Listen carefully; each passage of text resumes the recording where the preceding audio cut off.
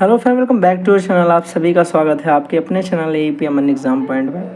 आपको प्रश्न दिया है कि Ravi sells an article at gain of 12 and 1/2%। 12.5% की लाभ पर, गेन का मतलब क्या है, प्रॉफिट पर आप रवि जो है वो किसी आर्टिकल को, किसी वस्तु को सेल्स यानी बेच देता है। लिखा हुआ है कि if he had sold it at, अगर वो इसी चीज़ को, जो ये चीज़ अभी बेची है उसने, उसे 22.50 मोर, 22.5 रुपये ज़्यादा पर बेचता, तो क्या होता, he would have gain 25% the cost price the articles is, तो उसे भैया 25% का लाभ प्राप्त होता उस वस्तु के क्रय मूल्य पर। कहने का मतलब क्या हुआ?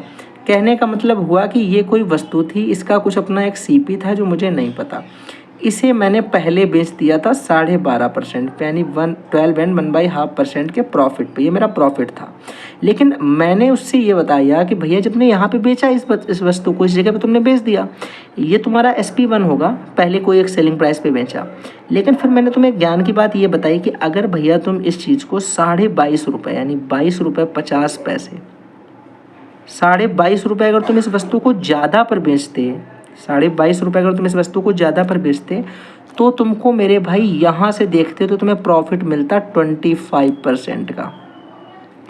तो तुम्हारे दिमाग पे एक चीज़ यहाँ से ये समझ में आई कि भैया अभी मैंने कोई चीज़ 12.5% के प्रॉफिट पे बेची और मुझे फिर प्रॉफिट होता 25% का, यानी मेरा प्रॉफिट जो होता वो 12.5% ही बढ़ता, 12.5% एक्स्ट्रा प्रॉफिट होता, क्योंकि 12.5 और 12.5 मिलके ही 25 बनता है।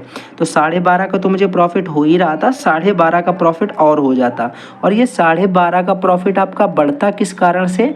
इस कारण से बढ़ता क्योंकि 22.50 रुपये में ज़्यादा पे चीज़ को बेचता, यानी 12.5% बढ़ाने के लिए मुझे वस्तु को बेचना पड़ता 22.50 रुपये ज़्यादा पे, 22.50 रुपये ज़्यादा पे।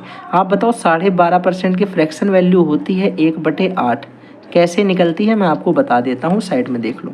12.5 का मतलब होता है यहाँ पे 2 गुणे 12 आपका 24 हो गया, 24 + 1 25 हो गया, 25/2, 25/2 प्रतिशत हटाएंगे, नीचे 2 जीरो बढ़ा देंगे, 25 एकम 25, 25 अट्ठे 200, 1/8 मेरे भाई ऐसे निकल आता है।